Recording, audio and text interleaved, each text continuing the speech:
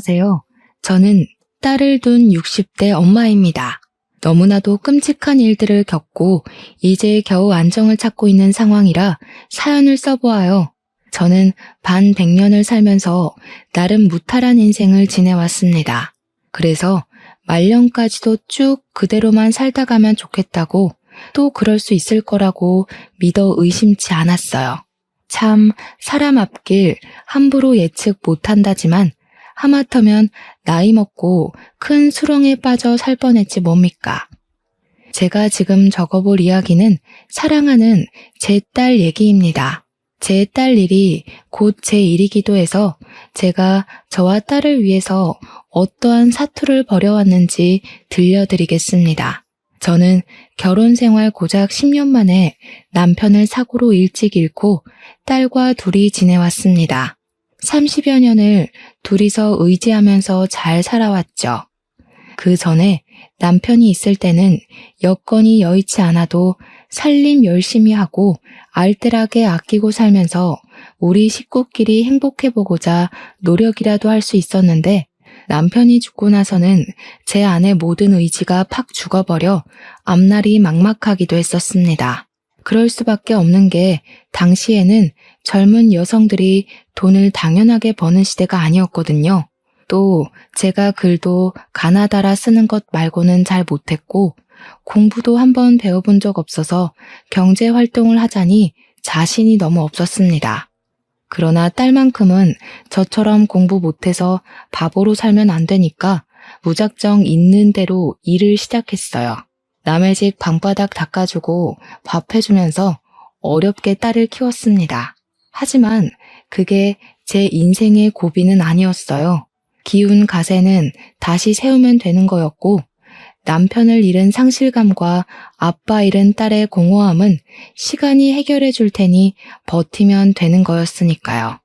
또 우리 집 기둥이 무너져서 더 어려워진 형편인데도 불구하고 제 딸 또한 절대 굴하는 모습을 안 보였습니다. 어린 나이부터 제가 고생하는 걸 알았는지 말썽 안 부리고 올바르게 자라줬고 좋은 대학을 가 번듯한 호텔리어가 되었어요. 제가 예상했던 대로 열심히 살아내니까 우리 가정에 다시 안정이 찾아오더라고요.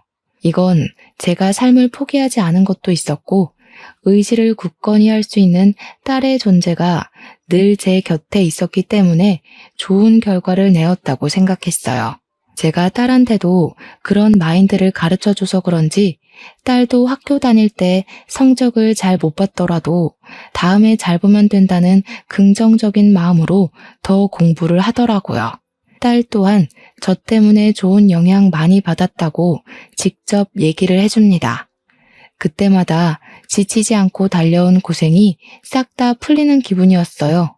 딸은 20살이 되자마자 저를 돕기 위해 아르바이트를 했었는데, 그러지 말라고 해도 저 혼자 고생하는 걸 싫어하던 녀석이었기에 딸은 그저 돈 벌어서 보탬이 되는 걸 좋아했어요. 그래서 강력하게 말릴 수도 없었습니다. 웬만하면 제가 할 수 있는 선에서 끝까지 딸 뒷바라지 해주고 싶었거든요. 돈 신경 안 쓰고 편하게 공부만 했으면 좋겠는 게 제 마음이었는데, 또 자식 입장에서는 부모만 고생하는 걸 두고 보기 힘들었나 봅니다. 이것만으로도 제 딸이 얼마나 기특한 아이인지 느껴지시죠? 그래도 딸 덕분에 제가 굳은 일을 좀 줄일 수는 있어서 마음이 편했습니다. 그때부터 우리 가정은 남들과 비슷한 모양새를 갖춰갔어요. 그리고 우리 딸은 남편을 닮아서 미모가 좀 출중한 편이었는데요. 유난이라고 생각할지 모르겠으나 예쁜 우리 딸한테 이상한 놈들이 들러붙지 않을까 엄마로서 걱정이 좀 되더라고요. 대학교 가는 것도 노심초사했는데 직장 생활을 시작했을 때는 여간 불안한 게 아니었어요. TV에 보면 나쁜 마음 먹은 총각들이 많더라고요. 아마 딸 가진 부모라면 딸의 짝이 될 남자가 무척 걱정되고 불안할 거라고 생각합니다. 그렇다고 딸 귀찮게 티를 내진 않았고 그저 사람 조심하라는 말만 한 번씩 던져줬어요. 정도를 지키면서 한다는 게 저도 좀 잔소리를 했던 건지 딸이 저더러 걱정도사라고 하더군요. 너무 장걱정이 많다고 제발 마음을 편하게 먹으라는데 딸이 그렇게 지적을 해줄 때면 저도 아차 싶어서 주춤거리게 돼요. 어쨌든 우리 딸 똑똑하니까 알아서 잘할 거라고 믿는 수밖에 없었어요. 실제로 제 딸이 어디 가서 사고치는 타입도 아니었으니 말이죠. 그런데 아무리 야무져도 20대 딸이 사랑 앞에선 풋내기일 수밖에 없다는 걸 망각했어요. 나이를 다 먹고도 실수를 하는 게 사랑인데 어린 청춘이 알아봤자 뭘 얼마나 알고 남자를 가려 만나겠습니까? 아니나 다를까 딸은 취업하자마자 남자를 사귀더니 1년 만에 결혼을 하겠다고 제게 그 남자를 소개해줬어요. 듣자 하니 남자는 승무원을 하는 사람이었는데 딸이 일하는 호텔에 자주 묵는다고 합니다. 오가다가 마주하면서 얼굴도 익히고 대화도 조금씩 늘게 되고 그렇게 마음이 맞아서 만나게 된 것 같았어요. 남자가 먼저 대시를 해서 시작된 관계라고 하더라고요. 근데 겨우 1년 사귀어 놓고 결혼하고 싶다고 고백한 게 제 마음을 불편하게 만들었습니다. 우리 딸 나이는 26살이었고 남자의 나이는 32살이었어요. 저는 우리 딸이 나이 30살 넘으면 결혼시키고 싶었거든요. 제가 젊었을 때야 26살이면 홍기가 꽉 찼다고 하지 요즘 세상에 26살 아가씨들이 어디 결혼에 쫓기는 입장입니까? 그러나 저는 별 말을 할 수 없었어요. 남자를 소개하는 딸의 표정이 너무 행복해 보였거든요. 어머님, 걱정 많이 하시는 것 같아서 말씀드리는데 저 정말 괜찮은 놈입니다. 여태 일해서 모은 돈도 좀 있고 절대 주연이 힘들게 안 할 자신 있어요. 허락해 주세요. 아이고, 누가 들으면 오해하겠네. 둘이 이렇게 예쁘게 만나고 있는데 내가 어떻게 반대를 하니? 지금만 봐도 자네가 우리 딸을 얼마나 행복하게 해주고 있는지 느껴져. 그러니 그런 부탁은 할 필요가 없다니까 그러네. 결혼을 빨리 하든 늦게 하든 딸이 행복하면 그만이라는 마음이 곧 들었습니다. 딸의 행복을 방해하고 싶지 않았어요. 그저 딸이 제 곁에서 힘든 시간을 꿋꿋하게 버텨줬기 때문에 어른이 된 딸까지 제가 통제권을 주고 흔들고 싶지 않았어요. 그래서 허락했습니다. 그렇게 딸의 남자는 저의 사위가 되었습니다. 한부모 가정인 우리 딸을 혹시 시가에서 안 좋은 시선으로 보면 어쩌나 걱정했는데 사부인도 저처럼 바깥 양반을 일찍 여의고 혼자 지내고 있었던지라 우리의 사정을 잘 이해해 줬습니다. 그 사실만으로 딸의 결혼이 안심이 되었어요. 비슷한 가정 환경의 집안과 연을 맺는 거니까 저의 딸이 상처받을 일이 적을 거라고 생각했기 때문입니다. 딸과 사위는 서로 마음이 참 예쁜 한 쌍이었는데요.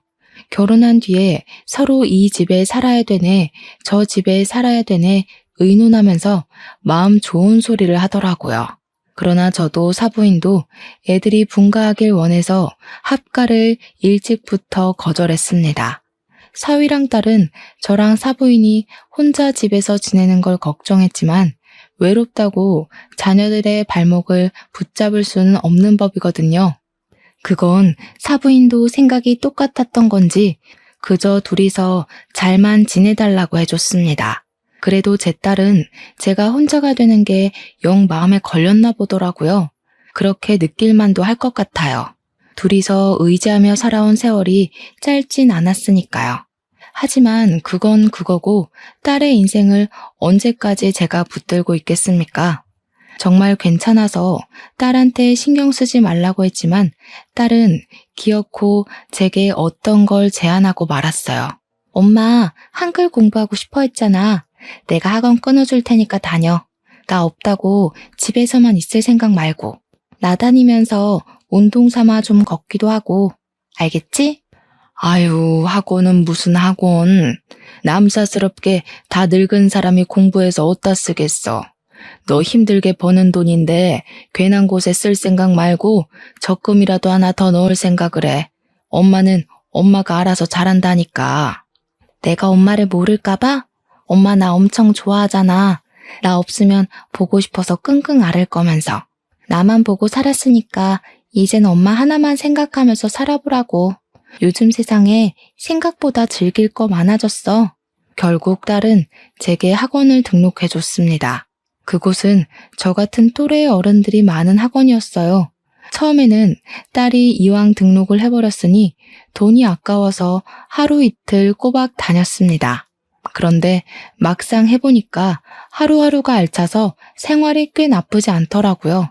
매일 같이 살던 딸이 없어서 공허하기도 했는데 학원 숙제하느라 바빠서 그 공허함도 상당히 빨리 사라졌고요. 그래서 딸에게 그 다음 달 학원 수강도 좀 끊어달라고 했습니다. 글을 배우기 시작하니까 굳이 딸한테 전화 연락을 하지 않아도 문자로 가능해서 마음이 편했어요. 그동안은 딸한테 전화할 때마다 애 바쁜데 귀찮게 하는 걸까봐 생각 많이 하고 전화를 걸었습니다. 계속 학원에서 더 많이 배워서 진화로 말하는 것만큼은 문자를 하고 싶은 욕심이 생겨났습니다. 딸은 제가 무언가 다른 목표가 생긴 것에 대해서 자기 일처럼 기뻐해 주었습니다. 엄마한테 드리는 돈은 하나도 안 아까우니까 배우고 싶은 공부가 또 있으면 언제든지 말만 하라는 말까지 해줬어요. 자식한테는 주고만 싶지 받는 건 늘 미안했는데 그래도 물질적인 보상을 받을 때마다 인생 잘 살았다는 느낌이 들어서 좋았습니다. 참! 그리고 한글을 가르쳐주는 선생님이 명문대학원의 한국어 교육과를 나온 베트남 사람입니다. 처음엔 보고 외국인이 있어서 당황했는데 강의를 듣다 보니 외국인이 어쩜 그리 한국어를 잘하고 한국 문화에 대해 잘하는지 저보다 더 한국 사람 같아서 너무 신기했어요. 또 저처럼 선생님을 좋아하는 어르신들이 많았는데 선생님이 젊은 여성이라 다들 엄마 아빠 같은 마음으로 한국 반찬과 생필품을 많이 챙겨다 줬거든요. 선생님이 굉장히 상냥한 아가씨여서 베트남 간식도 만들어서 수강생들에게 나눠주고 하나하나 숙제도 꼼꼼히 봐주고 하더라고요. 그래서 저도 학원 선생님을 굉장히 좋아했습니다. 타국에서 왔다고 해도 선생님과 제 딸의 연령대가 비슷하다 보니까 외국인이 아닌 딸 같은 마음이 들더라고요. 저는 이 딸 저 딸 챙기느라 바빴음에도 외롭지 않은 삶을 보낼 수 있어서 좋았습니다. 이제 나도 죽을 때가 다 되었구나 라는 생각이 아닌 제2의 인생을 맞은 기분이었어요. 제 인생에서 말년이 가장 행복하고 편하다는 생각이 들었을 만큼 혼자인데도 무난하게 잘 살았습니다. 그럼 무탈한 세월이 한 1년 반 정도가 더 지났을 겁니다. 어느 날 우리 딸한테서 전화가 왔는데요. 다름 아닌 임신 소식인 거 아니겠습니까? 너무 기쁜 소식이었고 또 새로운 인생을 만끽한 기분이었어요. 그래서 그날은 학원을 빼고 딸을 만나러 갔습니다. 사위랑 같이 저녁까지 먹으려고 했는데 혼자 있을 사부인이 생각나서 사부인도 불렀어요.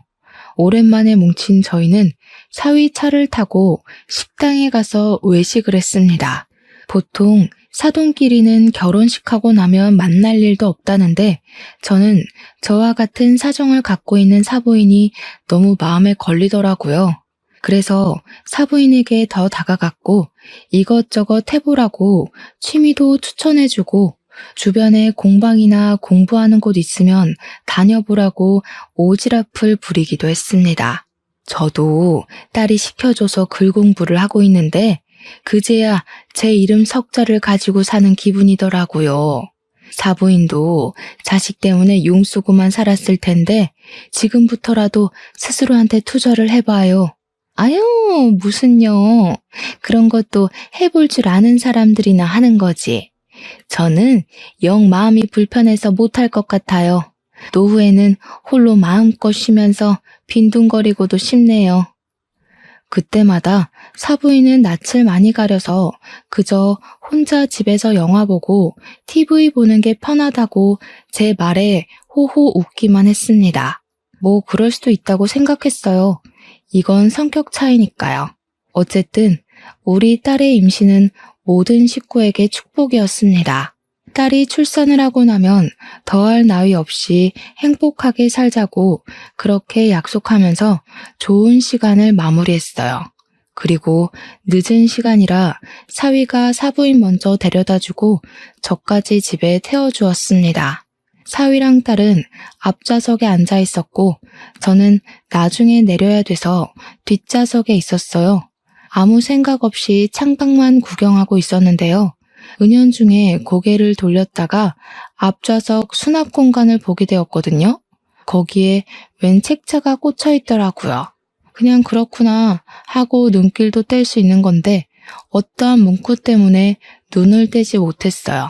별 생각 없이 본 것이었는데 보육원이라는 문구가 제 머리를 뒤죽박죽 흔들어 놓더라고요. 보육원? 사위한테 보육원 책자가 왜 필요한 건지 이해가 안 갔습니다. 한번 꺼내서 표지를 자세히 봤는데 지나가다 우연히 받았나 하는 생각조차 할 수 없는 장소였어요. 위치가 제주도더라고요. 우리가 사는 곳은 서울인데 책자를 그냥 받았다고 해도 금방 지역이어야 되는 거 아닙니까? 이해가 안 돼서 표지만 뚫어져라 보고 있었는데 어느새 집에 도달해버려서 저도 모르게 그 책자를 가방에 넣었어요.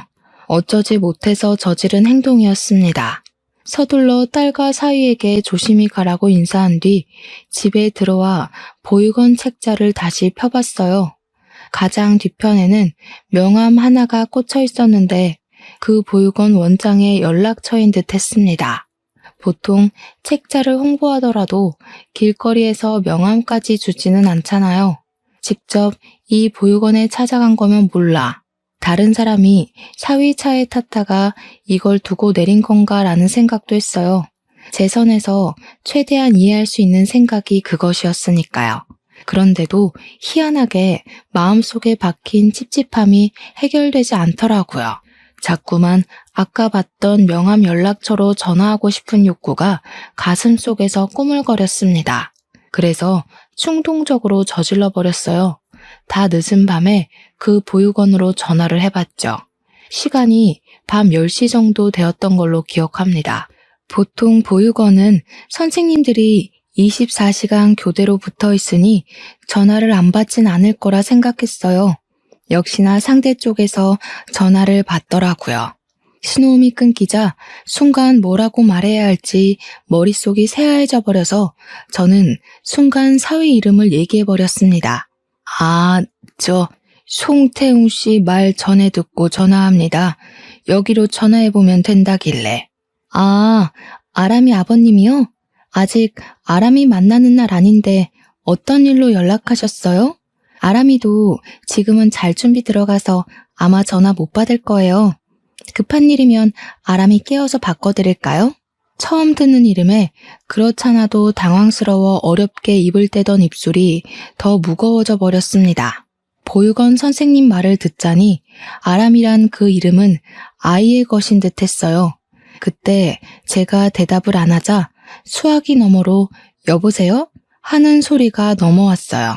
더 시간 끌면 이상하게 생각할 것 같아서 일단 나중에 다시 연락 주겠다고 했고 내가 연락한 걸 절대 아이 아빠한테 알리지 말아달라고 한 뒤 끊어버렸습니다.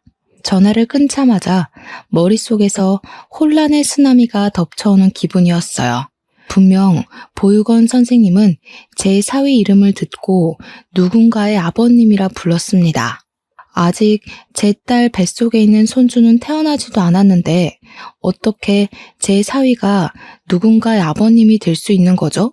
이게 사실이라면 제 사위가 두 집 살림을 하고 있다는 소리밖에 안 되잖아요. 너무 엄청난 사실을 저 혼자 알아버린 것 같아서 대체 이게 어떻게 된 건지 무슨 일인 건지 빠릿빠릿하게 눈치챌 수가 없었습니다. 다만 분명히 의심할 만한 상황이라고는 생각했어요. 전화했을 때 보육원 선생님이 우리 사위가 아직 그 아이를 만날 날이 아닌데 왜 전화했냐고 물었잖아요.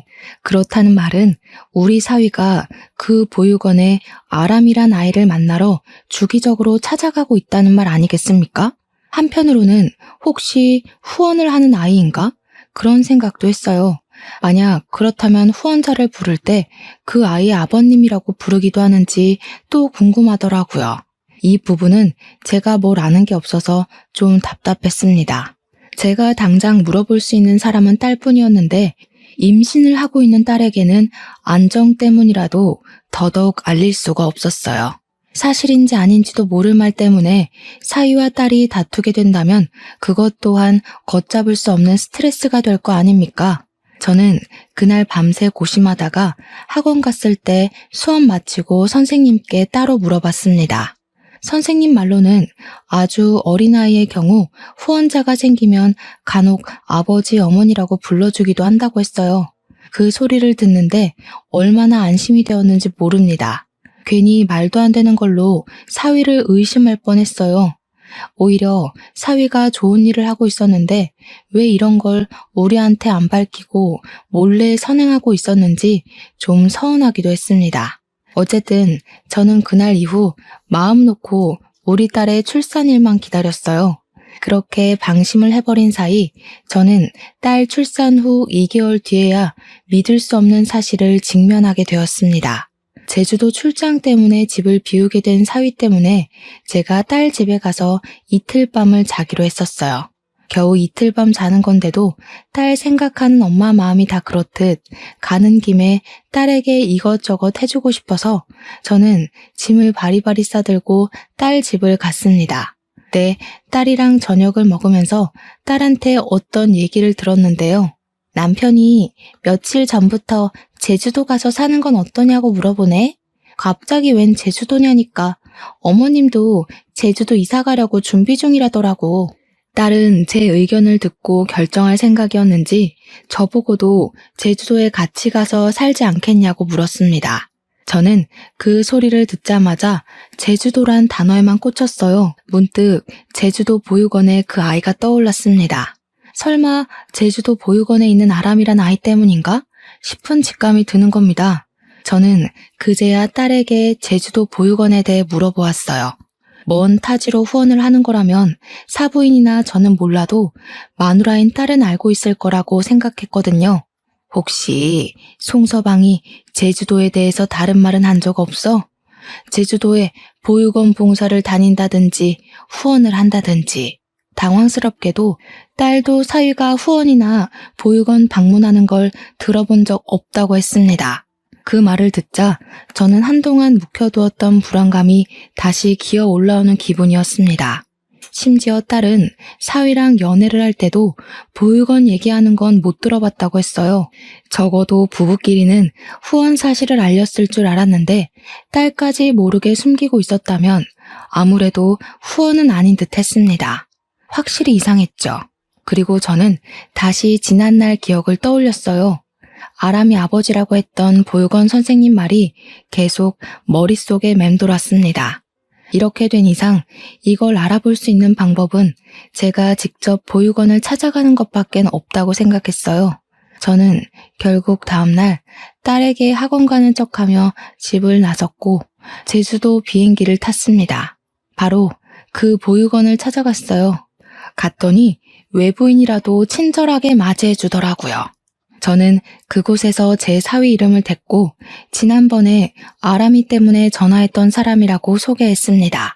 그제야 거기 선생님들이 저를 아는 채 해주었어요.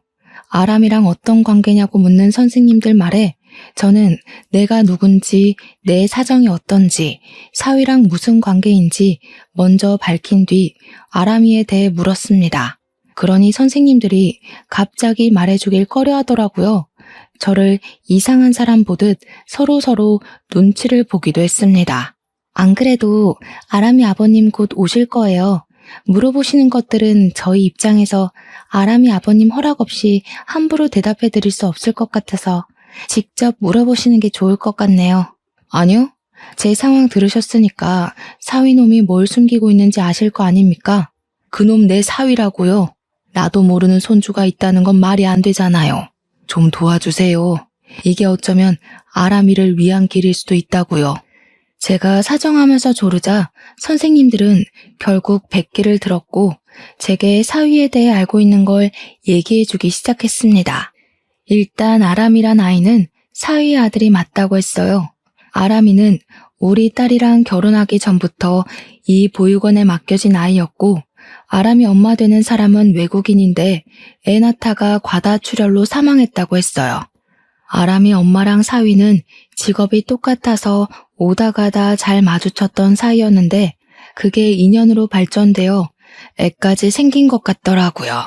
사위는 엄마 잃은 아들을 혼자서 내버려 두기가 좀 그래서 그 애를 데리고 한국으로 들어와 보육원에 맡겼다고 합니다.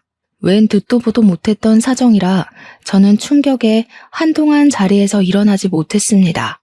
근데 제가 여기서 의문을 느꼈던 부분이 또 하나 있었는데요. 선생님들이 해주는 얘기를 들으면 들을수록 어디서 많이 들어본 스토리 같다는 것이었어요. 그 생각은 머지않아 해결이 되었습니다. 우리 사위랑 직업이 똑같았다. 오다 가다 많이 마주친 인연 때문에 사귀었다. 외국인과 한국인의 커플? 그 사이에서 아들을 가졌었다. 이 사실은 전부 다 제가 다니고 있는 학원 선생님의 스토리와 흡사했어요. 얘기를 듣는 도중에도 얘기가 끝난 후에도 왜 학원 선생님이 자꾸 생각나는 건지 몰랐어요. 일단 저는 사위가 곧 온다는 말에 황급히 자리를 떠야 했습니다. 역시나 선생님들께는 비밀 보장을 부탁했고 보육원 근처에 숨어 있었어요. 그리곤 제발 아니길 바랬던 우리 사위를 목격해버렸죠. 사위가 보육원으로 들어가자 남자아이로 보이는 꼬마애가 뛰어와서 사위를 덥석 안아주는데 분명 아빠 그렇게 말하는 걸 들었습니다. 그 장면을 휴대폰으로 찍으면서도 어이가 없었어요. 근데 더 어처구니가 없었던 건 한 타임 늦게 나타난 사부인의 존재 때문이었습니다. 그러니까 이건 지금 사위가 몰래 애 갖고 있다는 걸 사부인도 다 안다는 소리가 돼요. 우리는 같은 아픔을 가진 식구인 줄 알았는데 감히 나랑 딸한테 사기를 치고 결혼을 진행하다니 너무 화가 났습니다. 저는 확실한 장면만 휴대폰에 담고서 더 보지도 못하고 바로 서울로 날아갔어요. 그리곤 혼자 있는 딸 집에 가서 얼른 딸한테 짐 챙기라고 일렀습니다. 영문을 모르던 딸은 계속 저한테 왜 그러냐고 보채면서 짐도 안 싸고 손 놓고 있길래 결국 그 자리에서 다 말해주었습니다. 송서방한테 애가 있대. 사부인도 다 알고 있었더라. 어떻게 우릴 감쪽같이 속일 수 있다니? 애 엄마 되는 사람도 멀쩡히 살아있던데 기가 차서 정말. 무슨 말도 안 되는 소리라고 있어. 뭘 잘못 알았겠지. 엄마 학원 다녀온 거 아니었어? 갑자기 뭐 때문에 이러는 건데. 제 말을 이해도 못하고 믿지도 않는 딸에게 저는 제주도에서 찍어온 영상을 보여줬습니다. 그러자 제 폰을 아사가 몇 번이고 재생해서 확인하던 딸도 저처럼 크게 충격을 받았어요. 거짓말이라고 우길 수도 없게 동영상 찍힌 날짜부터 영상 파일에 제주도라고 뜨는 위치까지, 그리고 사위 얼굴과 사부인 얼굴까지 똑똑히 보이자 딸은 아예 반박하지 못했습니다. 그렇게 저는 딸을 데리고 집으로 돌아오게 되었고 바로 학원 선생님에게 전화를 했어요. 언제나 상냥한 선생님 목소리가 들리자 착한 선생님한테 몹쓸 짓을 했을 사위놈이 더 미워지더라고요. 저는 선생님에게 사위 이름을 대면서 아들을 낳았다고 했는데 혹시 애아빠 이름이 송태웅 맞냐고 물었습니다. 그러자 선생님이 깜짝 놀라면서 어떻게 알았냐고 하더라고요. 제 예측이 맞아서 정말 기가 차고 마음이 아팠지만 저는 차근차근 설명을 해주었어요. 선생님은 끝내 울음을 터뜨리고 말았습니다. 그 새끼가 자기 앞날에 우리 아기 존재가 방해된다고 훔쳐갔어요. 제가 그 새끼 조지려고 한국에 들어온 거거든요.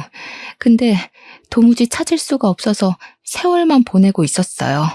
울면서 제게 하소연하던 선생님은 울음을 진정하자마자 분노를 표하면서 당장 우리 사위를 만나고 싶어 했습니다. 그러나 사위를 만나기 전에 태어나서 한 번도 안아보지 못했던 아들 먼저 만나고 싶다 했어요.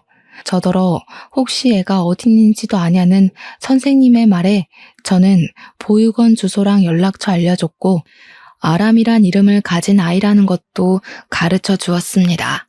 선생님은 저한테 연신 감사 인사를 하면서 또 한참 울다가 전화를 끊었어요. 선생님이라고 해봤자 우리 딸처럼 나이 30을 바라보고 있는 20대였거든요. 부모님도 돌아가시고 없다고 들었는데 타국에서 고생하는 선생님을 생각하니 마음이 너무 아렸습니다.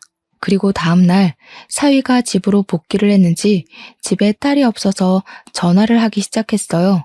불티나게 부재중이 찍힌 후에야 딸이 스피커폰으로 전화를 받았는데 사위 목소리가 아주 가식투성이더라고요. 그것에 더 성질난 딸이 하루 동안 사위에게 하고 싶던 말을 참았던 걸 모조리 쏟아냈습니다. 도저히 이해가 안 돼서 그러거든? 어떻게 애가 있으면서 그걸 숨길 수가 있어? 어떻게 멀쩡히 살아있는 마누라까지 죽었다고 뻥치고 애까지 보육원에 버려? 나한테 제주도 가자고 한 것도 그 애 때문이지? 내가 몰랐으면 끝까지 숨기려고 했어? 심지어 어머님까지 한패라며? 여보, 뜬금없이 무슨 소리야? 앞뒤 설명도 안 하고 갑자기 뭐? 애라니. 내가 무슨 애가 있어. 말이 되는 소리래. 그럼 그 동영상은 어떻게 설명할 건데? 당신한테 방금 날린 동영상 있지? 전화 끊고 그거 본 뒤에 변명 제대로 생각해서 다시 연락해. 딸은 그대로 사위의 전화를 끊어버렸습니다. 딸이 제 폰에 있는 동영상을 받아 가서 통화 도중에 사위한테 보냈어요. 아무래도 전화가 바로 안 오는 거 보니까 사위가 딸 말대로 제대로 된 변명이라도 생각해서 연락할 모양인 듯 했습니다. 그리곤 시간이 꽤 흘러도 사위한테서 다시 연락이 오질 않았어요. 변명조차 안 하는 사위에게 더 화가 난 딸은 사위에게 더 이상 기회를 주지 않고 문자로 이혼을 통보해버렸습니다. 그런데 사위가 의외의 방안을 생각해냈더라고요. 그 사실을 바로 사부인한테 얘기했던 건지 사부인이랑 같이 우리 집을 찾아온 거 아니겠습니까? 사부인, 이것 좀 보세요. 우리 아들 이혼한 적 없고 사부인이 보셨다는 애도 호적에 없어요. 그런데 이혼이라니요. 적어도 저희한테 물어보고 확인한 뒤에 결정하셔야죠. 말도 안 되는 사실 가지고 어떻게 멀쩡한 애들 사이를 갈라놔요? 지금 종이 쪼가리 가지고 변명하는 거예요? 그렇다고 제가 본 애가 사위애 아닌 건 아니잖아요. 사위애가 아니라는 걸 증명하려면 가족관계 증명서가 아니라 유전자 검사 결과를 들고 왔어야죠. 사위애가 맞으니까 그 애한테 양육비도 주고 있는 거 아니에요? 도대체 우릴 얼마나 호구로 볼 생각이에요? 그래요. 내 아들애 맞아요. 양육비 주는 게 걸려서 그래요? 그까짓 거 안 주면 그만이에요. 우리 아들이 착해서 그래도 지 씨로 태어난 자식이라고 책임지려고 했던 거라고요. 그 아이는 사부인이랑 며느리가 싫다고 하면 그 길로 끊으면 그만인 관계예요. 그딴 것도 자랑이에요? 어떻게 핏줄을 버린 애만에 함부로 짓거릴 수가 있어요? 이렇게 무서운 사람들인 줄 알았으면 절대 내 딸 안 보냈을 거예요. 다 필요 없으니까 저희 소송할 겁니다. 돌아가세요. 고소할 거란 말에 사부인은 저희에게 애원하던 걸 관뒀고 바로 얼굴색이 돌변해버렸습니다. 상견례 때 봤던 내내 하던 착한 얼굴은 다 사라지고 표독스럽기 그지없는 분위기로 바뀌었어요. 부모나 자식이나 참 매정하네. 부모 없는 애가 불쌍하지도 않아요? 두 사람 말대로라면 우리 아들이 그 애를 갖다 버려야 된다는 건데 그게 도리에 맞는 행동이라는 겁니까?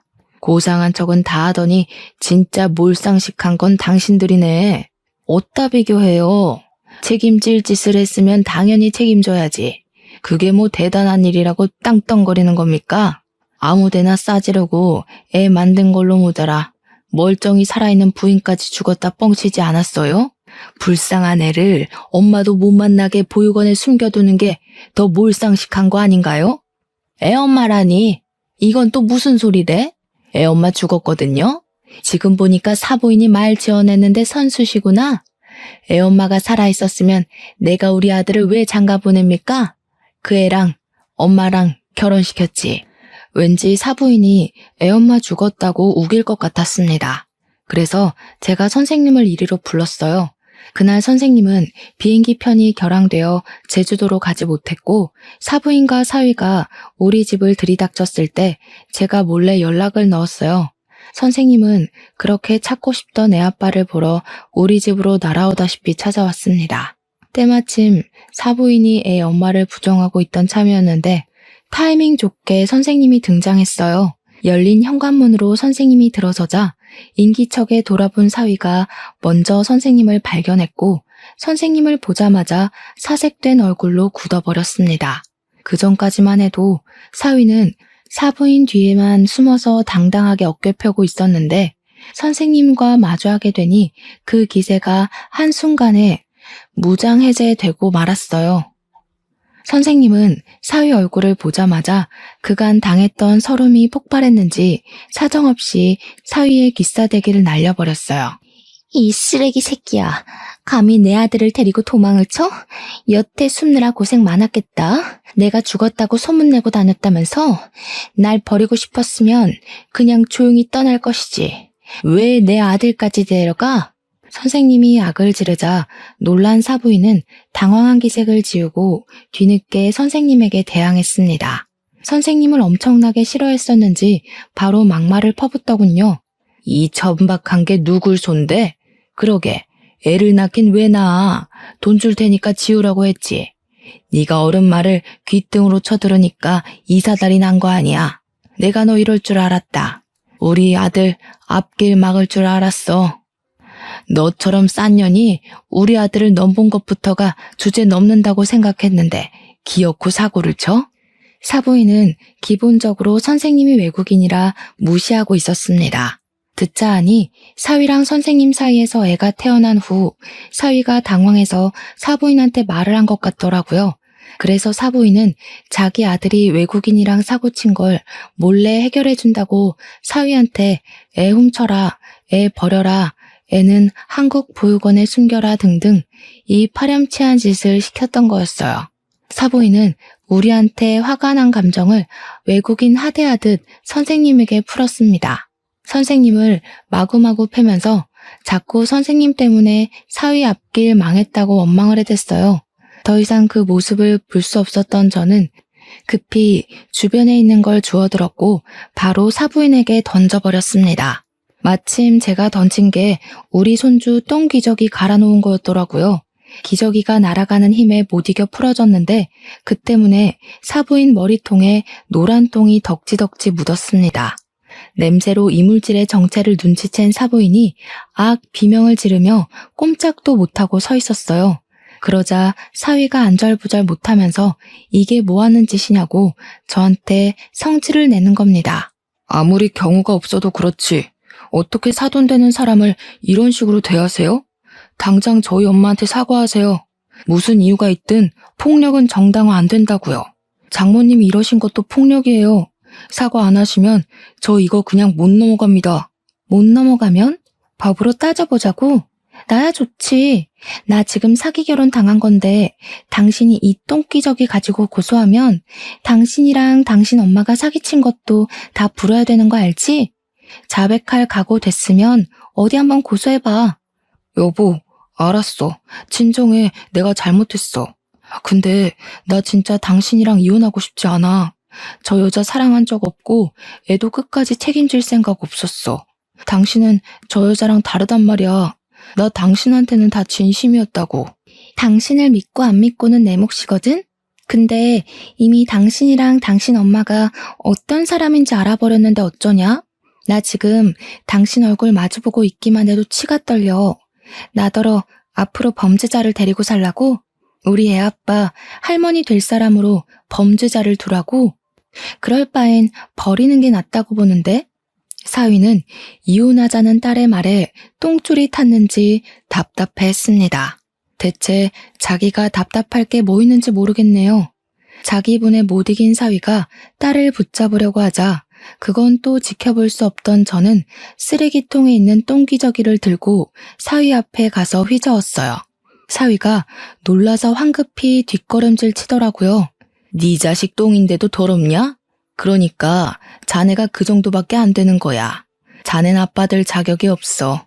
결혼을 100번 1000번 해봐라. 너 같은 놈은 여시 같은 엄마 치마폭에서 나오질 말아야 돼.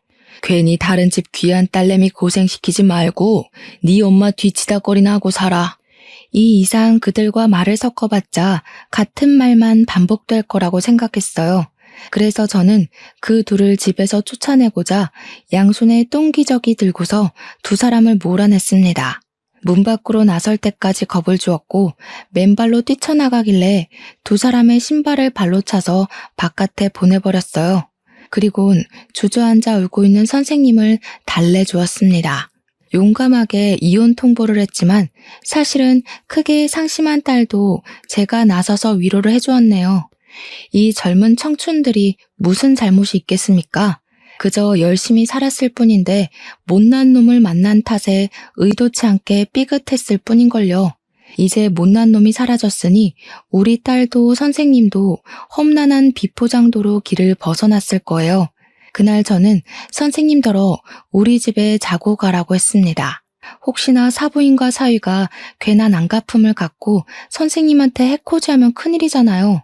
선생님은 괜찮다면서 민폐를 끼칠 순 없다고 했지만 저희 딸도 선생님을 붙잡는 바람에 결국 자고 가게 되었죠. 다음 날 선생님이 제주도 공항까지 가는 걸 배웅도 해줬습니다. 그렇게 떠난 선생님은 아들을 찾고 저녁 비행기로 다시 돌아왔어요. 그리곤 저희랑 같이 사돈댁을 사기죄로 고소, 이혼소송 진행했고 선생님 쪽, 우리 쪽에 양육비 다 떨어지도록 양육비 청구 소송도 했습니다. 저희 딸은 손해배상 청구도 가능해서 위자료를 많이 받았어요. 선생님은 혼인관계가 아니었기 때문에 위자료가 상대적으로 적었는데 야무지게도 한국에서 일하면서 착실히 돈을 모았다고 양육비를 받게 된 것만으로 자기한테는 충분한 보탬이라고 하더군요. 다행히 저희 쪽이랑 선생님 쪽 다 나쁘지 않은 보상을 받았습니다. 단지 한창인 아가씨들 가슴속에 남은 상처는 어떻게 지우기가 어렵겠죠. 그래도 소송이 끝나고 나서는 서로 웃을 수 있게 되어 얼마나 안심이 되었는지 모릅니다. 사위의 실체를 알았을 때 제 딸 인생이 망해버리는 거 아닌가 싶어서 정말 너무 무서웠거든요. 그 충격적인 일이 이 정도로 마무리된 것도 어찌 보면 행운이라고 생각합니다. 그렇게 한 달이 지난 현재 저희 딸은 물론 손주도 건강하게 잘 지내고 있습니다. 학원도 계속 다니고 있어요. 그리고 아이랑 같이 살게 된 선생님은 제게 너무 고맙다면서 학원 수강을 무료로 듣게 해줘요. 괜찮다고 한사코 말리며 돈을 내려고 해도 선생님은 자기 인생을 구해준 은인에게 감히 돈을 받을 수 없다고 단호하게 말을 하더라고요. 어른 생각하는 마음은 어쩜 우리 딸과 비슷한지 모릅니다. 덕분에 저는 제 딸을 챙기는 것처럼 똑같이 선생님을 챙겨주고 있어요. 명절 때도 혹시 갈 데 없으면 우리 집 오라고 해줬습니다. 그랬더니 고맙게도 정말 우리 집을 찾아와 주더라고요. 선생님이 저를 친정엄마 생각하듯 명절마다 자기 아들을 데리고 오는데 늘 감사하다는 말을 입에 달고 살아요. 감사는 제가 더 감사했죠. 선생님 식구 덕분에 저 또한 명절에 북적거리며 지낼 수 있어서 얼마나 즐거운데요. 저희 딸도 다행히 선생님과 자매처럼 잘 지내고 있습니다. 한때 선생님은 승무원이었고 딸은 호텔리언이 직종도 비슷했거든요. 대화도 잘 통했고 또 둘 다 애엄마다 보니까 육아 정보도 알아서 잘 공유하면서 나름 재밌게 지내고 있어요. 저는 얼떨결에 손주가 둘이나 된 셈인데 마치 대가족이라도 된 것처럼 집안 조용할 날이 없어요. 그런데 그게 좋네요. 여유가 되면 반려동물도 분양받아 볼까 생각 중입니다. 아무튼 하마터면 큰일 날 뻔했던 딸 인생과 제 인생이 우여곡절 끝에 낭떠러지를 피했다는 얘기 잘 해주셨으니까요. 아마 올해 오늘 다 갖다 쓴 게 아닌가 싶습니다. 앞으로는 행복한 일만 있겠죠. 여러분들 앞날만큼은 부디 낭떠러지 구간이 적기를 바랍니다. 긴 사연 들어주셔서 고맙습니다. 행복하세요.